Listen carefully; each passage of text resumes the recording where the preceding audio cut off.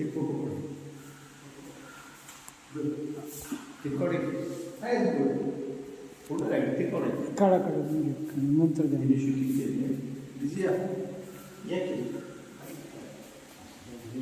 सगळीच गोष्ट होती मागची सर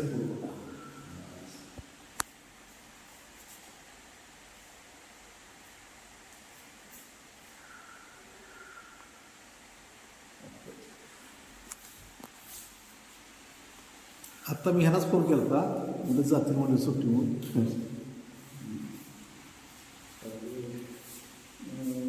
मी माझे सहसचिव होतो आणि कौतुक म्हणजे आता भारत मातेला आयुष्य अर्पण केलेलं आहे.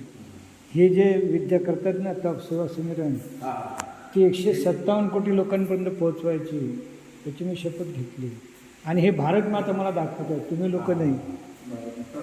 क्रांतिसिंह नाना पाटील यांच्या मार्गदर्शनाखाली स्थापन झालेल्या आपत्ती सरकारचा सुरुवातीचा प्रभाव आणि प्रसार पूर्वी दक्षिण सातारा जिल्हा असायचा तरी आपत्ती सरकारच्या राजधानीचे केंद्र बनले. मग त्या काळचे जे गावचे कुलकर्णी पाटील सावकार गावगुंड लोक असायचे ते गोरगरीब जनतेला नाहक त्रास देत होते.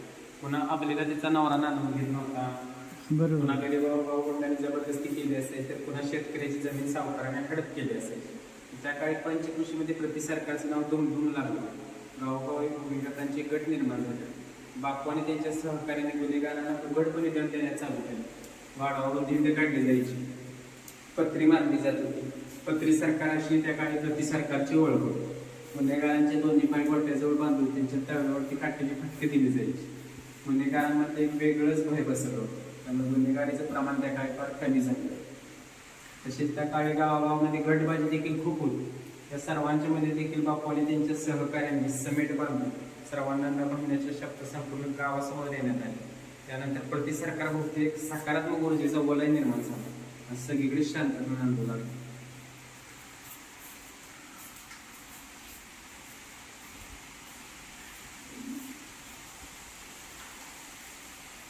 लष्करी प्रशिक्षण केले. मंडळामध्ये तुफान सैनिकांना प्रशिक्षण दिले जायचे.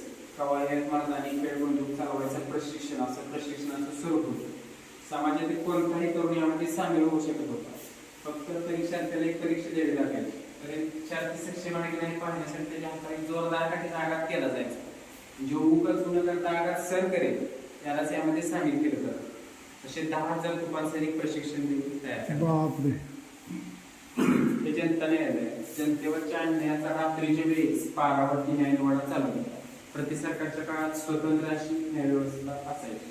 ठराविक एका गावामध्ये ही जनता पोट भरत असे. आजूबाजूच्या 8-10 गावचे 5-10 हजार लोक एकत्र जमायचे. गुन्हेगारांची काळी यादी तयार केली जायची, त्याला ब्लॅकलिस्ट म्हटलं जायचं. गुन्हेगारांच्या गुन्ह्यांचा पाडा वाचून त्यांना दंड किंवा शिक्षा ठोठावण्यात येते. चळवळ संपूर्ण महाराष्ट्रभर पोहोचवण्यासाठी सातारा बाहेर संघटन करण्याची सर्व जबाबदारी बापून स्वतः घेतली. कोल्हापूरच्या तालमीतील 2000 पैलवानांना स्वातंत्र्याची दीक्षा देऊन स्वातंत्र्य चळवळीमध्ये सामील करून घेण्यात आले. खानदेश, विदर्भ, मुंबई, बेळगाव या ठिकाणी कोल्हापूरच्या तालीम संघाप्रमाणे तालीम संघ युवक संघ स्थापन करण्यात आले.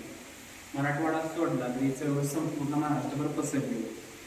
करोड रुपयांच्या सावकारांच्या हुंड्याजवळ हजारो शेतकऱ्यांना कर्जमुक्त करण्यात आले. बापूने त्यांच्या सहकार्याने जेव्हा पाचगणीमध्ये असताना गांधीजींची भेट घेतली होती तेव्हा तुम्ही लढत राहिला, तुम्ही गुलाम बनला नाही असे गांधीजींनी समाधान व्यक्त केले. दरम्यान ब्रिटिशांनी या चळवळीची अक्षरशः हत्ती खाल्ली होती. देश सर्वांना स्वातंत्र्य होण्यापूर्वी 700 ते 750 खेडोपाडी स्वतंत्र करण्यात आले.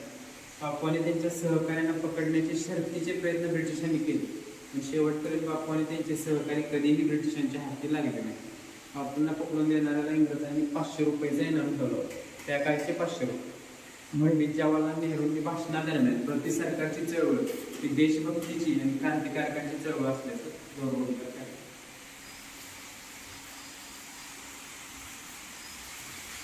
सातारा प्रति सरकारची रचना, यामध्ये भूमिगत दल, तुफान दल, आघात दल असं त्रिस्तरीय सैन्य संघटना असायचं. तुफान दलामध्ये त्या काळी 200 शाखा होत्या. त्यावर नियंत्रण